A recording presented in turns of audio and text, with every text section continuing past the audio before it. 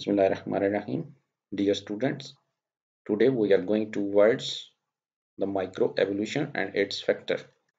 I am Dr. Muhammad Mudassir Shahzad from University of Education. First of all, we are going to move the word microevolution. What do you think about microevolution? Microevolution basically a word that is known as micro means small and evolution means change. It's mean a smaller change is called as a microevolution, where the smaller change can be done.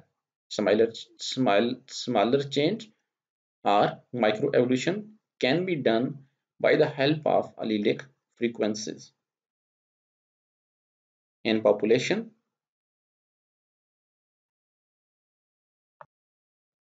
basically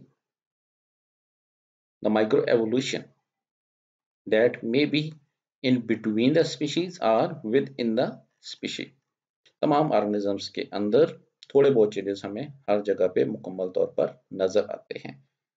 अगर हम यहाँ पे बात करते हैं इंसान के अंदर, तो हर इंसान के अंदर आप देखते हैं हर इंसान के अंदर उसका डीएनए डिफरेंट होता है और डीएनए डिफरेंट होने के नतीजे में उसके अंदर पाई जाने वाली जो जीन्स होती हैं उनके अंदर भी मुकम्मल तौर पर डिफरेंस आता है। जब जीन्स में डिफरेंस आएगा तो लाजमी बात है उसके अंदर जो डिफरेंट करैक्टर्स होते हैं वो भी एक दूसरे से डिफर करेंगे।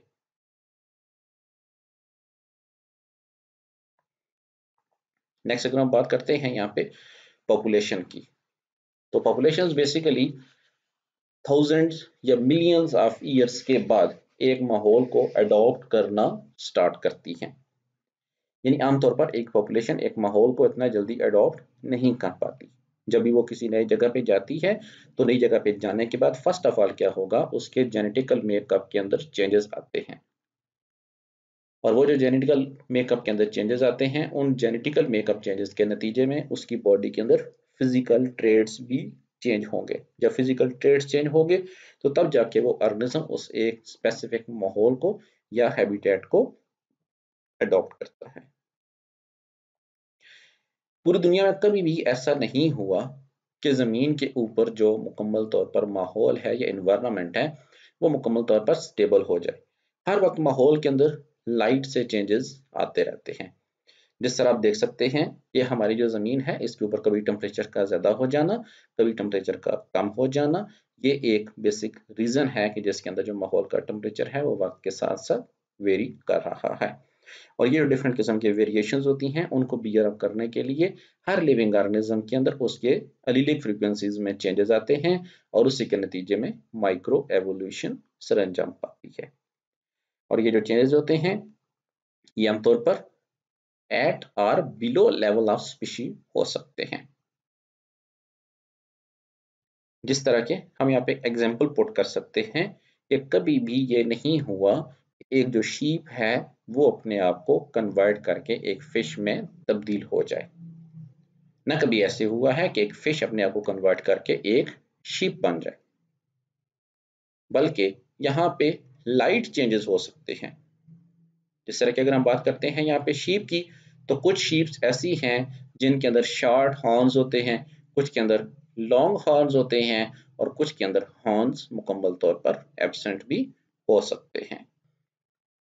तो इस तरह के जो चेंजेस होते हैं इनको बेसिकली हम माइक्रो एवोल्यूशनरी चेंजेस का नाम देते हैं।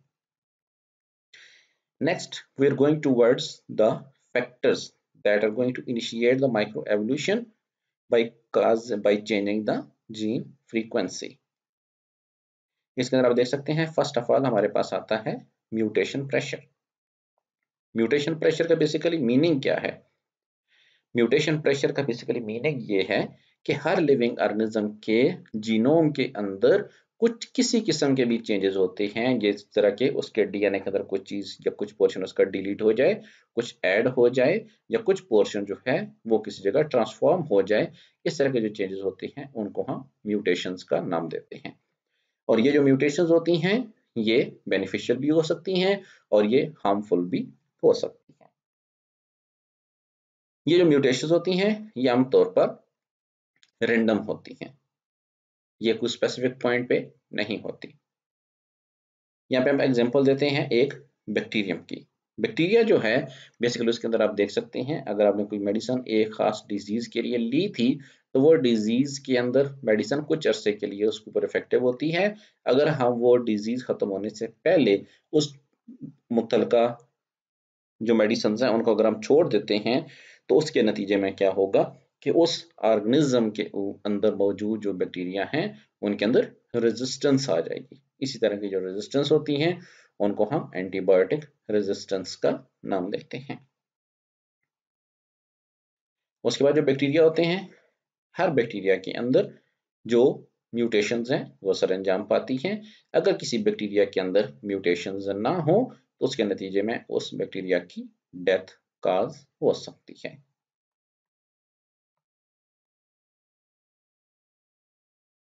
Next, we are going towards the selection pressure. Selection के लिए बेसिकली हर लिविंग ऑर्गेनिज्म के ऊपर जिंदा रहने का एक खास प्रेशर होता है। उसने किसी भी इन्वायरमेंट में सरवाइव करना है तो सर्वाइवल का बेसिकली जो प्रेशर होता है उसको हम सिलेक्शन प्रेशर का नाम देते हैं। हर लिविंग ऑर्गेनिज्म क्या करेगा, अपने आप को एक खास माहौल में रहने के लिए अपना पूरा जोर लगाता है, अपनी बॉडी में डिफरेंट किस्म के चेंजेस लाता है। और वो जो चेंजेस हैं वो नेगेटिव भी हो सकते हैं, वो पॉजिटिव भी हो सकते हैं। नेगेटिव चेंज से क्या मुराद होगी, कोई ऐसा ट्रेट जिसको वो डिक्रीज करेगा, जबकि पॉजिटिव चेंज का मतलब ऐसे चेंजेस जिनको ऐसे ट्रेड्स जिनको इंक्रीज किया जाएगा, जिनके प्रोपोर्शन को इंक्रीज करेंगे, उन चेंजेस को हम नाम देंगे पॉजिटिव चेंजेस। अगर हम बात करते हैं सिलेक्शन प्रेशर की टाइप्स की, तो बेसिकली हमारे पास 3 तरह की डिफरेंट टाइप्स आती हैं सिलेक्शन प्रेशर की। नंबर 1 है रिसोर्स अवेलेबिलिटी, यानी वो जो ऑर्गेनिज्म है उसको मुकम्मल तौर पर उसके रिसोर्सेज अवेलेबल हैं या नहीं। रिसोर्सेज से मीन उसकी खुराक, उसके रहने की जगह और उसके मेट्स, यानी जिनके साथ उसने रिप्रोडक्शन करनी है। नंबर 2 चेंजेस हैं इन्वायरमेंटल कंडीशंस। इन्वायरमेंटल कंडीशन से मुराद ऐसे चेंजेस होते हैं जिनका ताल्लुक बेसिकली इन्वायरमेंट के साथ होता है, यानी temperature, weather conditions or geological access. Number 3 selection pressures, type of selection pressure is biological factors that are called as predators or pathogens.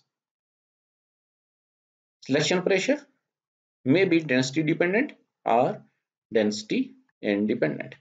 First of all, we are going towards the density dependent factor that are called as PANDA, P-A-N-D-A, P for predator, A for availability of resources, N for nutrient supply, D for disease or pathogen spread, and A for accumulation of wastes.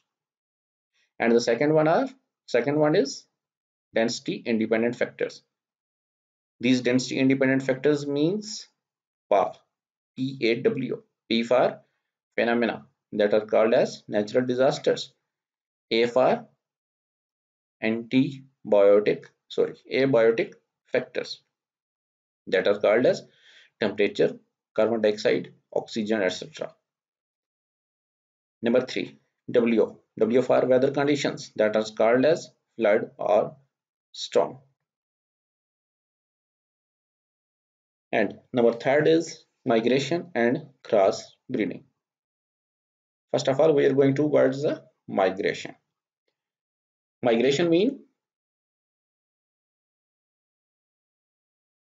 Migration का मतलब है कि एक organism एक जगह को छोड़ के, एक जगह को लीव करके किसी और जगह चला जाए, या किसी और जगह को छोड़ के किसी नेक्स्ट पोर्शन पे, किसी नेक्स्ट जमीन की जगह पे या नेक्स्ट जमीन के पोर्शन पे आ जाए, उसको हम नाम देते हैं माइग्रेशन। तो इस माइग्रेशन के नतीजे में बेसिकली क्या होता है, माइग्रेशन के नतीजे में जो जमीन है उसके ऊपर जो ये जीन्स हैं, जीन्स का फ्लो होता है।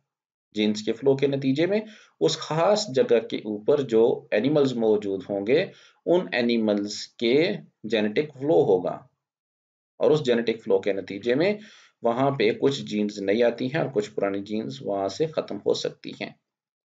Number 2 is cross breeding. Cross breeding के अंदर क्या होगा, एक डिफरेंट स्पीशी का मेंबर एक डिफरेंट स्पीशी के एनिमल्स के साथ क्रॉस करे तो उसको हम नाम देते हैं क्रॉस ब्रीडिंग। इसके नतीजे में भी स्पीशिएशन हो सकती है, यानी कोई नई स्पीशी जो है वो बन सकती है। Next is genetic drift.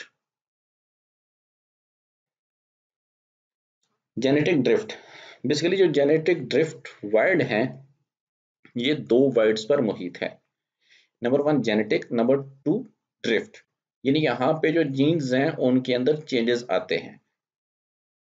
ये जो चेंजेस हैं इसके अंदर कुछ खास इवेंट्स हो सकते हैं जिनको हम चांस इवेंट्स का नाम देते हैं। उन चांस इवेंट्स के नतीजे में जमीन के ऊपर डिफरेंट जेनेटिक फ्लो हो सकता है। ये जेनेटिक ड्रिफ्ट दो तरह की हो सकती हैं, जिनमें नंबर 1 बॉटल नेक इफेक्ट, नंबर 2 फाउंडर्स इफेक्ट।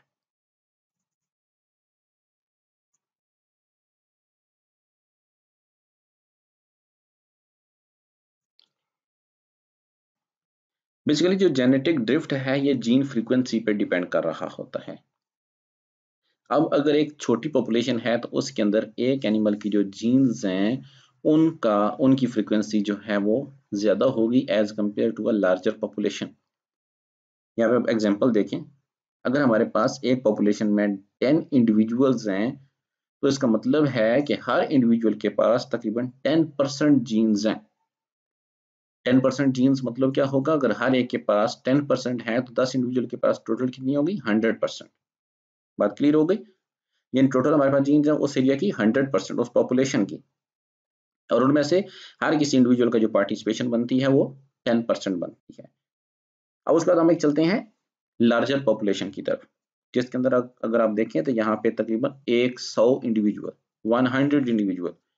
तो 100 इंडिविजुअल जब होंगे तो उसका मतलब 100% के अंदर हर एनिमल्स की जो परसेंट होगी जीन्स की वो सिर्फ 1% होगी। उसके बाद अगर हमारे पास इंडिविजुअल्स की तादाद 1000 है तो इसका मतलब वहां पे जीन फ्रीक्वेंसी जो है हर इंडिविजुअल की वो 0.1% होगी। Got it. उसके बाद अगर यहाँ पे किसी किस्म के एक्सीडेंटल एविडेंसेस एक्सीडेंट्स अगर हैपेंस होते हैं या कोई वहां पे सडन इन्वायरमेंट के अंदर चेंज आता है तो उस चेंज के नतीजे में उस इन्वायरमेंट के अंदर जो एनिमल्स की अगर तादाद कम या ज्यादा होती है तो उन एनिमल्स की तादाद कम या ज्यादा होने के नतीजे में वहां पे क्या होगा, उस एरिया के अंदर एनिमल्स की फ्लक्चुएशन, एनिमल्स की जीन्स की फ्लक्चुएशन होगी। तो ये जो जेनेटिक जो ड्रिफ्ट है, इस जेनेटिक ड्रिफ्ट का एक खास मैकेनिज्म है एवोल्यूशन के अंदर। इस जेनेटिक ड्रिफ्ट के नतीजे में एक जगह पे जो मुख्तलिफ एनिमल्स की जो जीन्स हैं उनमें कमी या ज्यादती हो सकती है, या समटाइम वो जीन्स वहां पे मुकम्मल तौर पर फिक्स भी हो सकती हैं। अगर तो फिक्स है तो फिर उसको जेनेटिक ड्रिफ्ट का नाम नहीं देंगे। अगर वहां से कुछ जीन्स लॉस आउट हो रही हैं, कम हो रही हैं, या वहां पे अगर ज्यादा हो रही हैं तो इसका मतलब ये है कि उस एरिया के अंदर जेनेटिक ड्रिफ्ट हो रही है। अब हम चलते हैं इसकी नेक्स्ट प्रेजेंटेशन की तरफ। तो नेक्स्ट हमारे पास आती है ये हमारे पास एक एग्जांपल। इस एग्जांपल के अंदर आप देख सकते हैं कि यहाँ पे हमारे पास जो भी एनिमल्स यहाँ पे आपके सामने नजर आ रहे हैं यानी रैबिट्स हैं, तो रैबिट्स आप फर्स्ट पॉपुलेशन में देखें, फर्स्ट पॉपुलेशन के अंदर हमारे पास टोटल दो तरह की जीन्स या सॉरी दो तरह की अलील्स आपको नजर आ रही हैं, जिनमें number 1 capital B, number 2 small B. जो कैपिटल बी है इसको हम प्रेजेंट करेंगे यहाँ पे पी से, जबकि स्मॉल बी को प्रेजेंट करेंगे यहाँ पे क्यू से। यानी ये पी है बेसिकली डोमिनेंट है और क्यू जो है ये रिसेसिव है।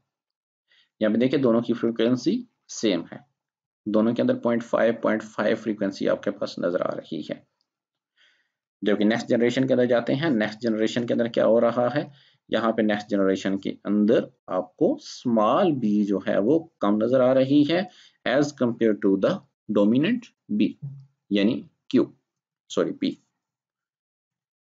यहाँ पे जो पी और क्यू की जो फ्रीक्वेंसी है वो 0.7 और 0.3 आ रही है। अब देखिए यहाँ पे हमारे पास जो नेक्स्ट जो हमारे पास आ रहा है डायग्राम, नेक्स्ट थर्ड जनरेशन के अंदर देखें, थर्ड जनरेशन या नेक्स्ट डायग्राम के अंदर जो यहाँ पे स्मॉल बी है यानी रिसेसिव अलील है वो मुकम्मल तौर पर यहाँ पे खत्म हो चुकी है और सिर्फ डोमिनेंट जो अलील थी वो यहाँ पे मुकम्मल तौर पर मौजूद है। तो यहाँ से आप देख सकते हैं बेसिकली इस तरह की जो चेंजेस आते हैं उनको हम नाम देते हैं जेनेटिक ड्रिफ्ट, यानी एक जो जीन है वो मुकम्मल तौर पर खत्म हो रही हो और दूसरी जो जीन है वो वहां पे डोमिनेट कर रही हो। नेक्स्ट ये आपके पास एक डायग्रामेटिक एग्जांपल है बॉटल नेक इफेक्ट की। तो इसके अंदर आप यहाँ पे देख सकते हैं कि आपके पास एक बॉटल है जिसकी जो बैक साइड है वो चिखा सी यहाँ पे ब्रॉडर है as compare to their neck. अब नेक जो है ये तंग है, नेक के तंग होने या नैरो होने की वजह से यहाँ पे एक एक बॉल जो है वो एक वक्त में नीचे आ रही है, लेकिन इसका अगर ब्रॉडर रीजन देखें तो यहाँ पे हमारे पास काफी ज्यादा जो बॉल्स हैं वो एक ही स्पेस के अंदर यहाँ पे मौजूद हैं। तो ये हमारे पास बॉटल नेक इफेक्ट और जेनेटिक ड्रिफ्ट इन दोनों की यहाँ पे डेफिनेशंस आई हैं जिनको हम ऑलरेडी अभी कर चुके हैं। नेक्स्ट हमारे पास ये फाउंडर इफेक्ट है। फाउंडर इफेक्ट बेसिकली क्या होता है, एक ऐसा इफेक्ट है जिसके अंदर एक, बिल्कुल आपको मैं सिंपल सी बात समझाता हूँ कि एक पॉपुलेशन ऐसी है जिस पॉपुलेशन के अंदर एक ऑर्गेनिज्म जो है वो उस खास माहौल को छोड़ता है और छोड़ के किसी नई जगह पे चला जाता है। तो जब किसी नई जगह पे जाता है तो वहां पे जाके नई जगह को फाउंड कर रहा है, तो जब जाके नई जगह को फाउंड करेगा तो उसको हम नाम दे देते हैं फाउंडर इफेक्ट, यानी एक ऑर्गेनिज्म एक जगह से एक जगह को लीव करके किसी नए जियोग्राफिकल एरिया की तरफ मूव कर जाता है। ये भी बेसिकली एग्जांपल जो है ऊपर की तरह है, जैसा कि आपने अभी ऊपर देखा था, ऊपर आपने अभी देखा था कि ऊपर एक डायग्राम जो कि रैबिट्स वाली थी उसके अंदर आप ऑलरेडी देख चुके हैं कि वहां पे स्मॉल बी और कैपिटल बी था, जबकि यहाँ पे स्मॉल और कैपिटल और है।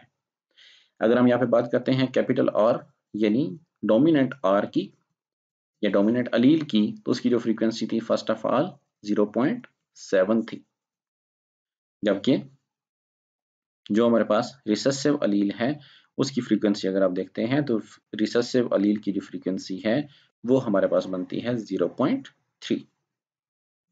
नेक्स्ट सेकंड जनरेशन में देखें, सेकंड जनरेशन के अंदर हमारे पास पी एंड क्यू यानी कैपिटल आर और स्मॉल आर यानी डोमिनेंट एंड रिसेसिव अलील्स दोनों की फ्रीक्वेंसी 0.5 हो चुकी है।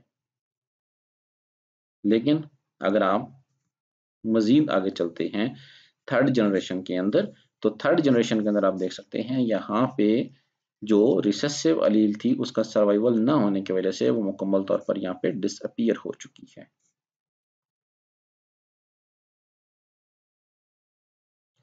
इस डायग्राम के अंदर आप देख सकते हैं यहाँ पे ओरिजिनल पॉपुलेशन है, उसके बाद बोटल नेक इवेंट से गुजरती है और बोटल नेक इवेंट से गुजरने के बाद हमारे पास चंद एक सर्वाइवल एनिमल्स बचते हैं।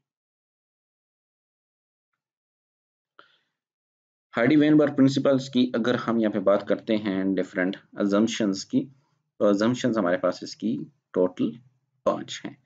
इनको हम यहाँ पे ब्रीफली देखते हैं। नंबर 1 जिसकी अजम्पशन है वो है नो नेचुरल सिलेक्शन, यानी उन एनिमल्स के अंदर किसी किस्म की कोई नेचुरल सिलेक्शन नहीं होनी चाहिए, वहाँ पे मुकम्मल तौर पर उस पॉपुलेशन में रैंडम मेटिंग होनी चाहिए, किसी किस्म की कोई माइग्रेशन, इमिग्रेशन या इमाइग्रेशन नहीं होनी चाहिए। उसके बाद यहाँ पे किसी किस्म की कोई सिग्निफिकेंट म्यूटेशन ना हो और पॉपुलेशन का जो साइज है वो बड़ा होना चाहिए। जब ये पांचों शराइत पूरी होती हैं तो तब जाके एक स्टेबल या एक इक्विलिब्रियम जो है वो बनता है मुख्तलिफ जीन्स के इन बिटवीन।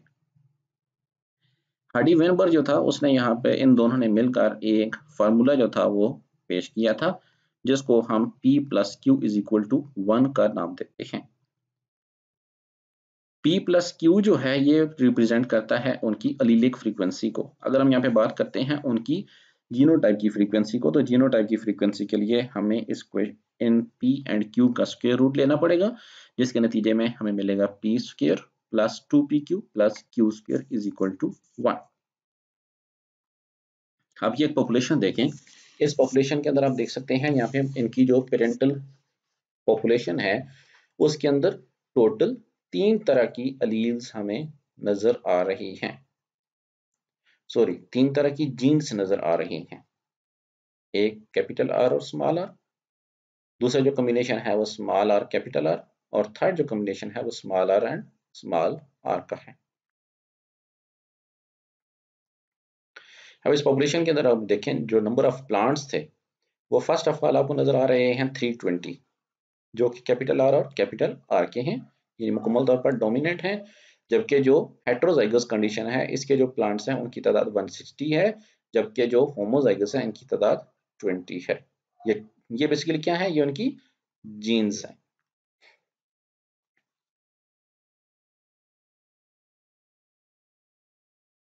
ये इनके नंबर ऑफ प्लांट्स हैं। उसके बाद ये देखें हमारे पास 320 number of plant, 160 number of plant and 20 number of plants. इन तमाम को हम क्या करेंगे, उनकी जीनोटाइप फ्रीक्वेंसी पे डिवाइड करेंगे। जीनोटाइप फ्रीक्वेंसी के लिए हम क्या करना पड़ेगा, इन तमाम को आपस में प्लस करना पड़ेगा, यानी 320 plus 160 plus 20 is equal to 500, यानी 320 divided by 500,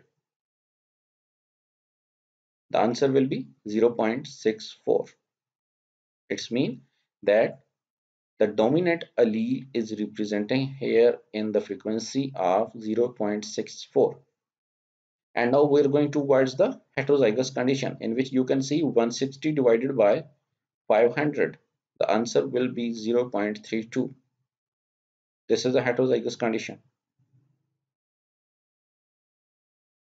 And next one is homozygous recessive, in which you can see 20 divided by 500 is equal to 0.04. आप इन तीनों वैल्यूज को आपस में प्लस कर लें, 0.64 प्लस 0.32, इन दोनों को प्लस करते हैं तो हमारे पास आंसर आता है 0.98, सॉरी 0.96। अब 0.96 के अंदर 0.04 प्लस करें तो हमारे पास जो आंसर बनेगा वो 1 आएगा। अब यहाँ पे नेक्स्ट इसके बाद हम यहाँ पे मालूम करते हैं इनकी number of alleles. Number of alleles के लिए हम क्या करेंगे, इसको डबल करेंगे, क्योंकि आपको पता है कि एक जीन के अंदर 2 अलील्स मौजूद होती हैं। 320 मल्टीप्लाइड बाई 2 मीन्स 640, 160 इसको आप दो हिस्सों में डिवाइड कर देंगे, 160 for small R and 160 for capital are.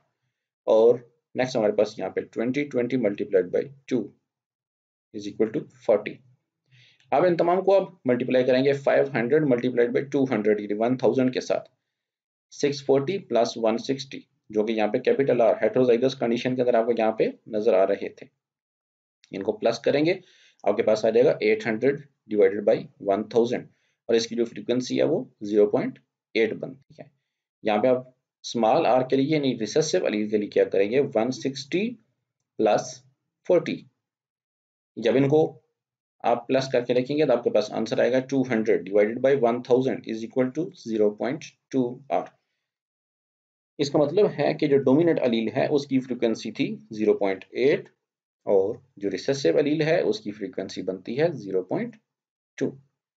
ये बेसिकली हार्डी वेनबर्ग का प्रिंसिपल या उसकी थ्योरी थी। That was all about our today's lecture.